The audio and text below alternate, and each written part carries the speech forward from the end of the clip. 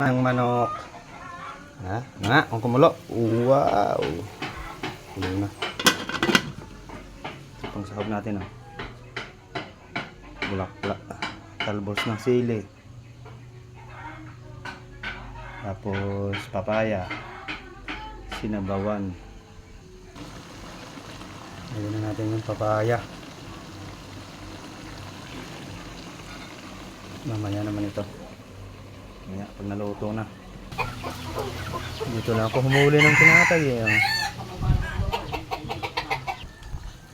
Yo, kulong-kulo na. Matikman. Iba talaga lasa ng nitib ah. Masarap. Lagyan natin yan. Talbos ng sili. Pag naluto yan, pwede na. Luto na. Kainan na.